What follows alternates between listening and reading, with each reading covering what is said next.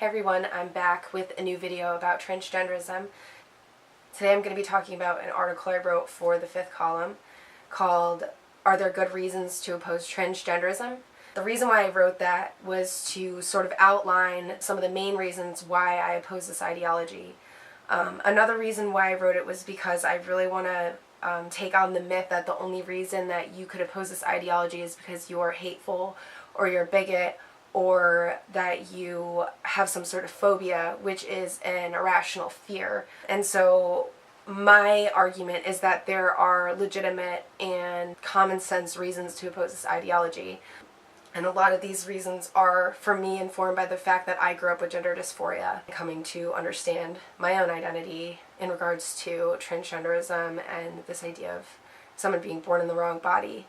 So the first reason I covered in my article for why I oppose this ideology is that gender identity laws remove sex-based protections for females. The example that I use is sports. This is something that has been an issue within the United States and around the world, that women haven't been allowed to be in sports, and women fought for the protections and the right to equal access to sports, say in education with Title IX, which is a sex-based protection.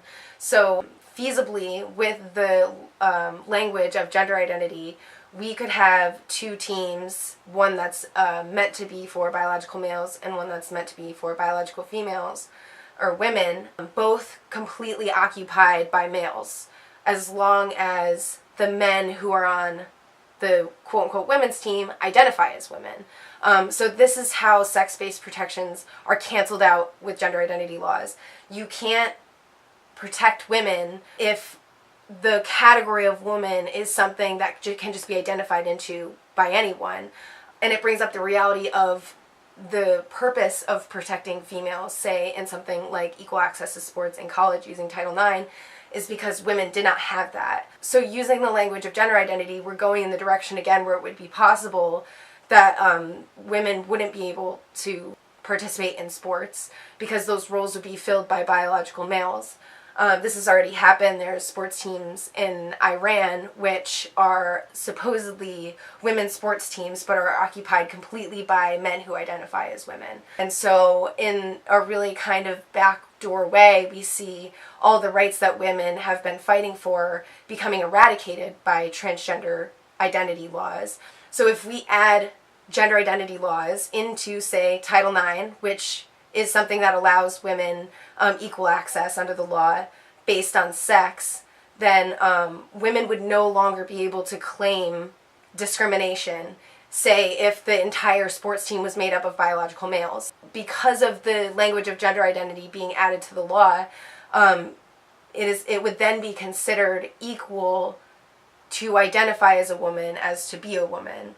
And so that no discrimination would be taking place under these new laws where, in fact, both teams are occupied by biological males. There are other really obvious ways that gender identity laws eradicate sex-based protections for women, such as the bathroom debate that's been going on, that's been sort of nationally platformed and been in the media time and again, is that the sex-based protections for female spaces would then be anybody would be allowed to be in that space if they identified into it, therefore making no legal distinction for women to be able to have protections. And this isn't just about the bathroom, it extends to female-only schools, scholarships, leadership positions, into, like I said, women's sports, and then all the way to domestic violence shelters and even prisons, which it's actually considered a war crime under the Geneva Convention to house male and female prisoners together. And so adding language of gender identity, which has already happened, to allow male, even say rapists who have raped women, into women's prisons simply because men identified that way. And so because of the way that the language is structured, gender identity eradicates sex-based protections for females. So the second reason I had written down was that trans ideology denies the existence of females. So I already kind of went over this in the first one, where you can't make a law to protect someone, say women, if you can't define what a woman is. And so because of this new ideology, we're being told that transgender women are women. That's the common mantra. It's repeated over and over again. And so in order to make the case that transgender women are women. You have to eradicate the definition of female as we know it. So they're using a couple of arguments. One of the arguments is that sex is a social construct. And so this leads into the argument that penis is female. That if someone who has a traditionally male body, then identifies as a woman, that penis is a woman's penis. And another argument that we hear is intersex, which is proposed as sort of implying that there's a gray area between the male and female that we're ignoring in order to enforce a gender binary. That's what we're told. So both of these arguments are used to deny the existence of females and to redefine the existence of females to say that a woman is an identity, or that a woman is some sort of surgery or hormone that can be bought, or that a woman is a feeling that someone in a male body can have. And so that's this new definition, and it erases the traditional definition of what woman is, and then we're told that we are cis-sexist if we say or assert somehow that like women have XX chromosomes, or that women have certain types of bodies. So this ideology is telling us that rather than being people or humans, that we have female bodies in human bodies, that woman is a identity or a feeling. So the third reason that I've gone over at length in my last video is that this ideology, transgender ideology, doesn't allow us to believe in the existence of homosexuality or bisexuality, because by definition homosexuality is same-sex attraction. But if we're to believe that trans women are women, then they become accepted into the category of lesbian, and then we have the whole trans women are lesbians, which is attributing female homosexuality to males. It completely takes away our ability to be able to even recognize homosexuality, because we're supposed to deny sex according to this gender doctrine, that anybody who identifies as any sex is then that sex. So you can't identify a homosexual if you can't identify people's sex. And the YouTuber Riley J. Dennis went as far as to say that gayness or homosexuality is an orientation based on repulsion. And so to condemn homosexuality, because in his mind, according to this transgender doctrine, to call yourself a lesbian and to not be attracted to trans women is to systematically exclude trans women from the category of womanhood. So the idea of homosexuality in general is not compatible with transgender ideology. I went over that in detail in my last video, so if you're interested in more explanation on that, you can go ahead and go check that one out. Number 4 is pretty close to my heart, because I did grow up with gender dysphoria in a lot of capacities, feeling like I should have been born a boy or that I was born in the wrong body. So number 4 is that transgenderists are medically pathologizing and sterilizing gender deviant children, as well as just gender deviant people in general. And so what I mean by that is people like me who, when I was little, I thought that I was born in the wrong body because of the behaviors that I exhibited and the hobbies that I liked. So I liked being rough, and I liked cutting my hair short and doing things like Taekwondo. So that led me to a belief that I was born in the wrong body. So this is just simply gender nonconformity. I was told by my mother that it was completely okay, that I could do all of those things. And that the reason why I felt like I couldn't is because females or girls had been systematically denied being able to do those things. Like when I did go to sports, I really was one of the only girls there a lot of the time. That really made me feel othered and made me feel like there was something wrong, that something went wrong, that I should have been born a different way. And so I was lucky to have a mother who did not medically pathologize me. I wasn't put on hormones. I wasn't sterilized, because that's what hormones do. My puberty wasn't blocked. I went through a natural puberty. I wasn't allowed to wear chest binders, which can harm your growth, can harm your lungs, can harm your internal organs. I wasn't allowed any of those things, and so I have grown up to be a healthy female. I'm not medically dependent. I don't have like crumbling bones, which can be an effect of taking these medications, as they're called. These medications do a lot of damage to the body, and I wrote because I've seen testimonies that this allegedly has been given to children as young as 6 years old. And so I'm glad that I had a mother that didn't do that to me, and that didn't allow me to go down that path, She allowed me to express myself however I wanted to. I could cut my hair, I could do sports, but she just, told me that I was a girl and that was okay, and that I could do the things that the boys could do.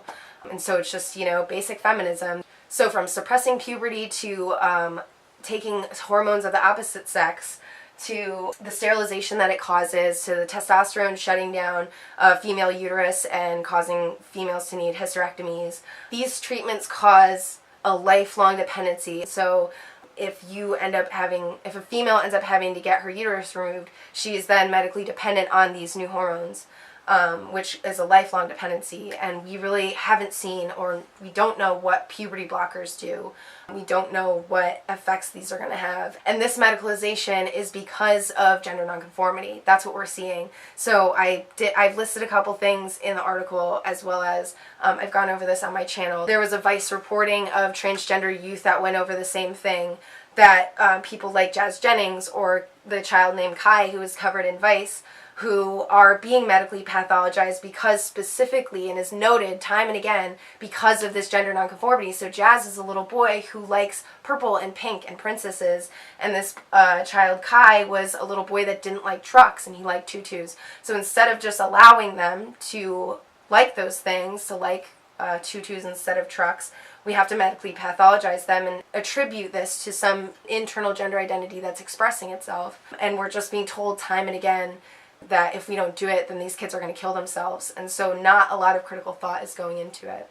I'm just really lucky that I had a mom who told me that I could do what I wanted, but that I was a girl, and that really wasn't going to change. So, get used to it. So number 6 is that elective cosmetic surgery is not a human right. It is dangerous and not a cure for mental illness. So I guess I should preface this by saying that I don't believe that everybody who identifies as trans fits the description for gender dysphoria that would be in the DSM-5. I think that this has become sort of a fad that people now identify as agender, gender fluid, or gender non-binary. And it's not about some deep-seated discomfort of dysmorphia or dysphoria. I think it has become a fad, and so in that regard I think that the cosmetic surgeries are even more dangerous. But even for the people who do actually have gender dysphoria, we have seen in studies that transitioning does not lower the rate of suicide. So I guess that would be the main point as to why these elective cosmetic surgeries shouldn't be considered a human right or life-saving, because in fact they don't tend to save lives. The rates tend to be the same, that the suicidality doesn't change, which makes sense because generally people who are diagnosed with gender dysphoria have high comorbidity for anxiety disorders or depression disorders. And so I think we have to learn and understand that cosmetic surgery, just like the cosmetic surgery that we've seen with women who want to enhance their breasts or change their labias or change their noses, it doesn't lead to this sort of illusionary beautiful life, that there are serious side effects to these surgeries. And so I think we have to realize that basic human rights to medical care are about life-saving medical care, rather than these medicines hurt people and make them medically dependent, where otherwise if they weren't given them, they, like me, would have ended up as a perfectly healthy adult. And so we really have to go over what is being considered medical care for the trans community. So number 6 is that females are being forced to platform trans women's fears but ignore and suppress their own. This is coming up a lot in the bathroom argument. The main argument that we're hearing time and again is that trans women need to be able to use female spaces because they're in danger. So the first argument that I would make to that is gender identity laws also allow those violent men who would want to attack a trans woman into female spaces. That's what gender identity laws do. Anybody who identifies could go in. So this doesn't actually protect trans women. But to go a little bit further, it's become a hypocritical platform because we're being told that trans women are in danger. But when feminists say that they don't want trans women or any men who identify as women into their bathrooms, we're being told that that is a sort of scare that we're trying to create. And that comes from a deep-seated phobia. But the thing is that I think in both of these situations that maybe we can form some sort of common ground on is that trans women and their allies and women are both scared of male violence. And so I think rather than sort of arguing about whose fear is more valid, that we should take care of the issue of male violence. But we're told time and again that the real problem here is that TERFs, or trans exclusionary radical feminists, are dehumanizing them, and that's where the violence comes from, is the fact that we won't accept them into our bathrooms.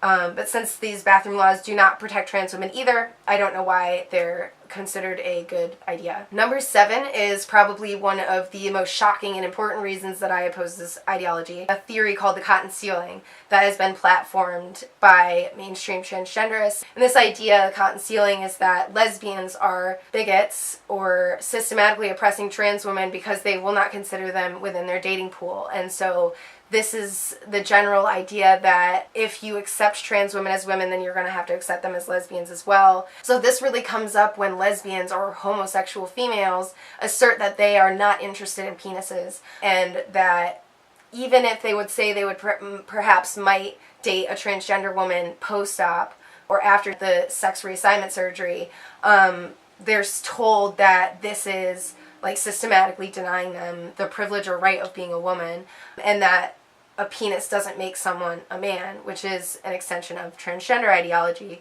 And so if they do not accept penises on the menu of what they're looking for sexually, then they're told to be trans exclusionary lesbians, that they won't include trans lesbians, which really, that's what being a homosexual female is that you aren't attracted to penises, you aren't attracted to male-bodied people. This leads me to my next point, which is that trans activists are calling lesbians bigots, vagina fetishists, and this is downright unacceptable. This is coming from the cotton ceiling. This is coming from the ideology that trans women are women by default, that you have to accept them as women, and if you don't in any capacity, you're a bigot somehow. So activists like Anastasia Fox calls being a lesbian or being a homosexual female a fetish, a vagina fetish. And so the idea is that they're reducing women to their genitals. We've heard this a lot. But the thing is that when you look up sexual fetishes in the DSM-5 or online, it is categorized as a sexual arousal or fixation on something that is not a genital. So by definition, homosexuality or bisexuality or heterosexuality are not fetishes, by definition of what a fetish is. But we're seeing this come out of the ideology because they have to malign lesbians who do not accept trans women because they're a threat to the idea that trans women are women. So number 9 on my list is that being born female is not a privilege. This comes from the theory of cis privilege, that if you were born cis, quote unquote, instead of trans, you had the privilege of not having to go through the trans experience. And so this is directly contradictory of everything that we know about sexism, that women are born as second-class citizens and disadvantaged, and that have been systematically oppressed for a very long time, which is really the claim of reverse sexism. We're being told that women who were born women and then come to identify themselves as women hold some sort of privilege over men who identify as women. So the basic idea of sexism is that women are born as second-class citizens and that we are systematically oppressed based on sex, which is the word sexism. That's where that comes from. So being born female is not a privilege. Cis privilege is a lie and a myth, and it's a reframing of the idea of reverse sexism, that women could be sexist towards men, specifically for not having sex with them, let's say. You know, one of the things that MRAs bring up all the time. I found a list online of alleged 130 cis privileges, and I went over, I think, about 20 of them as to why these are sexist notions and they're being completely reframed. So examples of some of these privileges that females are alleged to have are, say, the uniforms that females have to wear in comparison to males at schools, which supposedly aligns with our gender identity. But I remember most of my life in school, all of the girls hating those rules, and a lot of the time us fighting them, such as that girls weren't allowed to wear tank tops, or that they would measure skirts, or that if you had to wear skirts, if you had to wear that the girl uniform, a lot of girls hated that, and girls have had to petition for their right to wear pants. There was a certain time that women were not allowed to wear pants. So this is not a privilege, that we are forced to wear skirts and uniforms and whatnot, and that we are not allowed to wear the other male uniform, or that we have to become medically pathologized in order to wear it. It was not a privilege to grow up with the female uniform. Another cis privilege that we're told that we have is that we learn everything from a cis perspective, which is extra ironic when you look at the world through the lens of sexism. You really start to understand that transgender ideology doesn't even allow you to recognize sexism, because I guess in a weird way that's true. Like, we don't hear about transgender people in history. We don't hear about women either, and so it's not a privilege at the end of the day. Like, we have to completely erase seeing sexism in order to claim that women have some sort of privilege, because we don't learn about women's histories. So you can keep trying to reframe it as cis history, but it's really male history, and it's not really about gender. And so we're erasing everything that we know the world to be in order to fabricate this idea that women are born with privilege over people. My 10th reason for being opposed to this ideology, and this is more of a practical reason, because aside from it not making much sense, I probably wouldn't be as upset with this if this wasn't being forced on people under threat of violence and actual violence. So number 10 is that females are being targeted, threatened, bullied, fired, harassed, doxxed, attacked, and preyed upon because they don't believe in this ideology. I'm included in that list. I received tons of harassment. I've received death threats. I've received rape threats as well, simply because I'm a non-believer and I tell people, hey, this doesn't make sense, and I tell people that they should question it, and that they're not bigots because they ask questions. So this gets me a lot of hate. There's master lists, so if you go to the article you can see there's master lists of the doxing and the censorship, as well as the violent attacks. I know there was a woman who was punched in the teeth because she misgendered someone. There was also another woman who, I believe that she was a lesbian from New York, who was attacked in a bathroom by trans women who were like yelling that they had a right to be there because they were women, and they beat her up. There was a woman named Maria who went to Speaker's Corner in London and was attacked by trans activists unprovoked simply because she went to talk about gender. And so this has gone from threats and potential violence to actual violence really quickly within the last few years. And so this ideology isn't really being pushed on us, it's being pushed on us under threat of and through force, through having people fired, through attacking people's livelihoods, which is why a lot of people are silent about this issue. Number 11, I've kind of gone over more in this video than I did in the article already, but number 11 is the ideology makes it impossible for us to name, for us as, I mean women or females, to name their oppressor. And so, as I kind of mentioned before, that if you use the lens of transgenderism, then you have to completely erase everything that you know, override everything that you know about sexism. You have to say that women have privilege over men, and that it's a privilege that we have to grow up learning about only male history, and that it's a privilege to be put into female uniforms that are a lot of times dehumanizing. It's dehumanizing for an adult male to put his hands near your skirt and to measure your skirt. It's become blasphemy under this ideology to talk about sex in any way, and therefore we cannot talk about sexism, because sexism is sex-based oppression, and transgenderism tells us that sex doesn't really exist. It's a social construct that's oppressive, and that we can't bring it up. We can't talk about how trans women are males, even though they are males, that they're born with male privilege, and that they will never have to do things like have female diseases, or have to have an abortion, or be forced to carry a rapist baby, or a whole host of things, female genital mutilation, being aborted in the womb because you're a female. I mean, this is sex-based oppression, and it's crazy that we could even say that we need to write this off on the basis of civil rights for other people, and in this case mostly men, because we mostly talk about trans women who are men. Just to take it a little bit further, you can imagine how difficult it would be for black people to talk about racism if we're told that identifying as black is the same thing as being black, and that people like Rachel Dolezal will be offended if they mention their skin color somehow, or mention their experience because of their skin color, or how others perceive them because of their skin color. That would be somehow bigoted for them to talk about it, because it would marginalize Rachel Dolezal, who is a white woman who identifies as being black, and would eradicate the language that black people have to be able to express how they've been treated based on the color of their skin. So we can see how transgender ideology will make it impossible for women to speak about sexism, because we're not allowed to talk about sex. Apparently it's cis-sexist or reverse sexist to talk about sexism. So my final point kind of wraps them all up.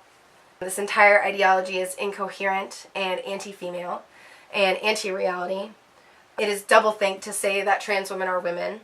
If they were, we wouldn't have to call them trans. They're not just another type of woman. They're men who identify into womanhood, and we're being told that we have to deny biological reality for the sake of their feelings. Gender doctrine doesn't make any sense.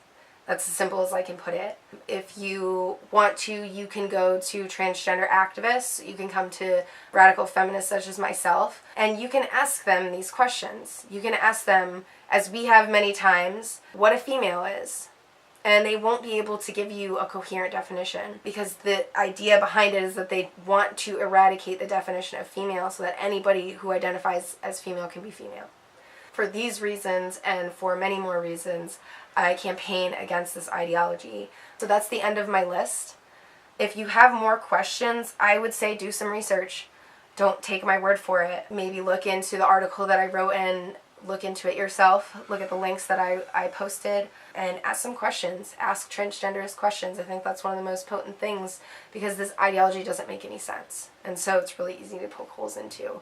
And so there are good reasons to oppose transgender ideology. And I oppose transgender ideology, even though I grew up believing that I was a boy and that I was born in the wrong body. I have come to accept reality as an adult that I am a female, that I always will be female, that it didn't matter how I identified as a boy, and specifically that I felt that way because I was told, and there is this recurring theme, that girls couldn't do those things, that girls couldn't be messy or dirty, or like sports, or not want to play with dolls. And so my mother taught me that girls could do those things, and that's half of what feminism has been fighting for this whole time.